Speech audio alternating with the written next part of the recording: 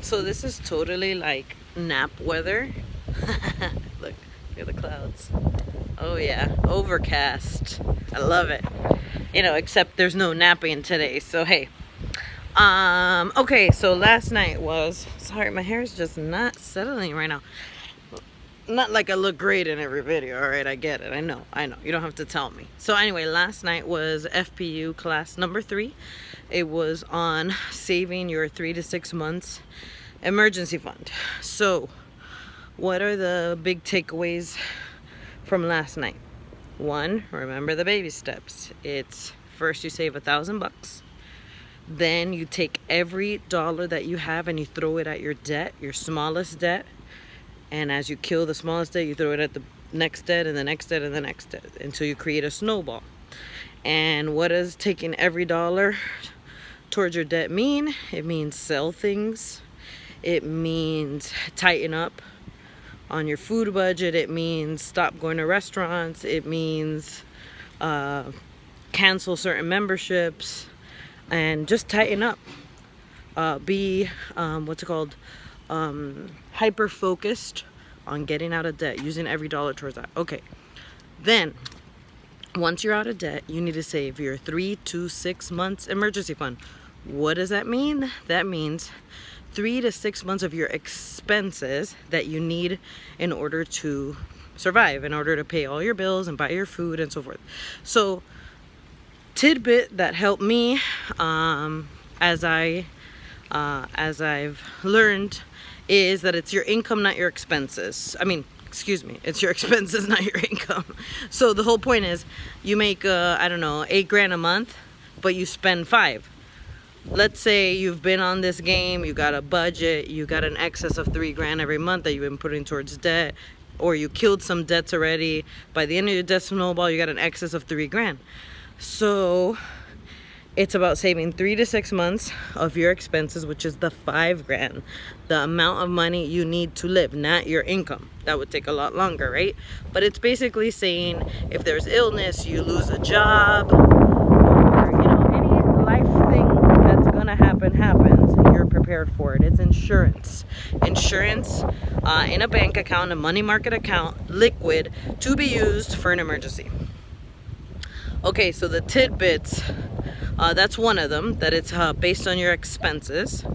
The other one is after you get past baby step 2 and you're debt free, don't let off the gas. Like, you got a debt snowball going, you got those, in the hypothetical scenario, now $3 grand that you were putting towards debt because you killed the car payment, you killed student loans and all these things, and you took every dollar that you had plus all the minimums on all those payments, and now you got $3K. So what do? You take that $3K and you stay in the same mindset as getting out of debt, as if you can't breathe, as if your hair is on fire, and you save up your 3 to 6 months emergency fund. So a double income household with more stable income, you could save about 3 months. If you're a single income household with commission-based income and other things, you want to save closer to 6 months because there is some level of instability with your finances. So those are the 2 big takeaways, but I gotta tell you, the biggest one is that one about, like, don't let off the gas. Do not let off the gas. Do not ever let off the gas. So from what I'm learning, it's you got to be gazelle intense for baby step 1, 2, and 3. Gazelle intense is you eat, breathe, every waking moment until you're out of debt is all about this: getting out of debt, getting out of debt, getting out of debt, saving your emergency fund until you're protected. Because if Murphy comes to knock on your door, Murphy's law, you are not in a position to handle it. So you need to get there, because it's not if Murphy law comes knocking on your door, it's when. But I just wanted to say, which I guess I'll talk about it more next Thursday, because next Thursday's class is baby step 4, 5, 6, and 7. Okay, I think it's, I don't know, I think it's 4, 5, and 6. Whatever. The point is, the next class, I'm sure I'm going to talk about, hit this on this more, but be careful coasting once you've already, you know, got your emergency fund in place. Like, I don't think you should ever coast. Once you pass baby step 3, should you live a little, go on vacations and all that? Yes, because that's the time you can do it. You start a sinking fund on vacation and so forth. But do not stop budgeting. Do not, because your money starts escaping you. It's like Dave Ramsey talks about the most dangerous place you can be, even more dangerous than being in debt sometimes, is when you're complacent, right? So like, you worked really hard, you got to this place, and now you can live more like you want to live, but you gotta keep a budget and know where your money's going and control it, because wealthy people tell their money what to do. And if you're trying to build a future and multiply your money, you need to tell it what to do. If you let go of the gas completely, you are robbing from your own future. Like, I literally have a chart picture in my head, and I'm gonna draw it for you and show you. Because, you know, if a plane changes its path by 1 degree, over time, it could end up in a whole nother part of the world. You left Miami, you're headed for New York, and you end up in Chicago from 1 degree, you know? So, I'm going to show you this chart that I'm going to draw. I'm not saying it's factual in the sense of perfect numbers, but it represents the idea. So as you see here you guys start at the same pace, getting out of debt, then throwing all that money to your emergency fund. Then right about here, you say, man, I did all that work, I'm gonna chill. Start coasting, stop budgeting and so forth. Stop being intentional with your money. Here, in this scenario, you remain intentional, you have your budget, and you tell your money what to do. This is about 10 years down the road, this is about 20 years down the road, and this is like 30 years down the road. And this spread right here can mean millions of dollars. So that's why, whatever it is, you just want to remain intentional about your money.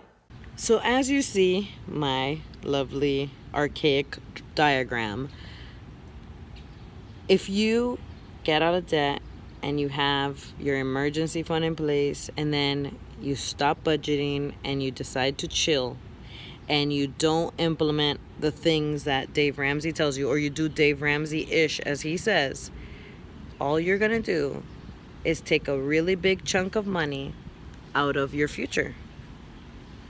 Nobody's saying don't live.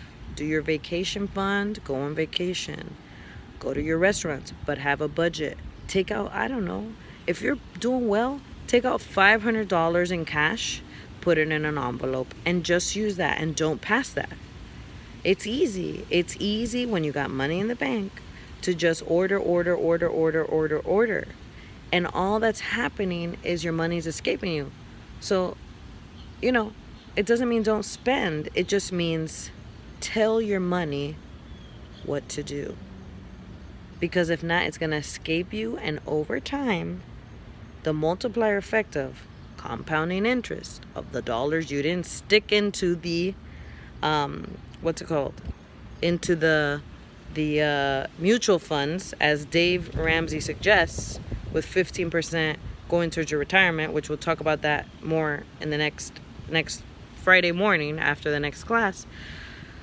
You know, that over time can mean hundreds of thousands, even millions of dollars. So get it together, people. Get it together. Don't let off the gas. If you were going 90 or 100 miles an hour to get out of debt and get your emergency fund, slow it down to a 60 cruise. But don't just let off the gas and turn off the engine and stop. Like, keep your budget categories, spend more in the ones you want to do, or the ones you never got a chance to spend because you were getting out of debt, like going on a vacation. But put a number on it. Don't go over that number. Tell your money what you want to do with it so that you get what you want out of it. So you tell it, hey, submit to me, obey me, do this because this is the result I'm looking for. So Be intentional. Do not let off the gas. Super dangerous to be complacent. Your money will literally slip through your fingers and you'll look up and say, I worked so hard for so long, where did it go? You need to take advantage of the multiplier effect of compounding interest in the mutual funds, as Dave Ramsey suggests. Don't do Dave Ramsey-ish. Do the Dave Ramsey plan, because all you're doing is taking a big chunk out of the money that's set aside for you to do whatever you want, to be a millionaire.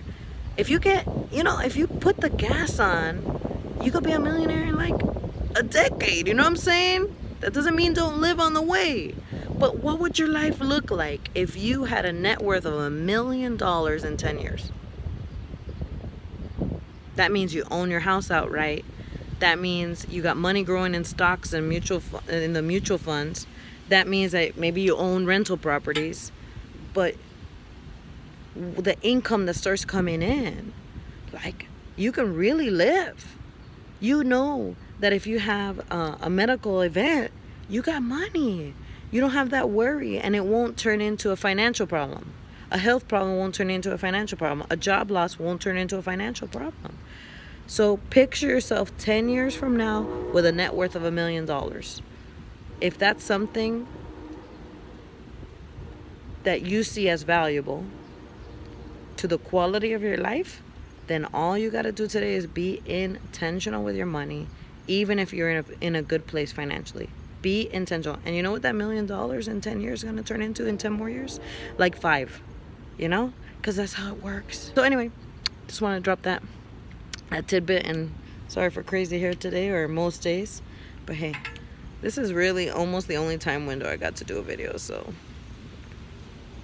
if you want to hear my voice, which not all of you do, and that's okay, but if you want to hear my voice, this is what you're gonna see. Anyway, happy Friday. Have a great weekend, y'all.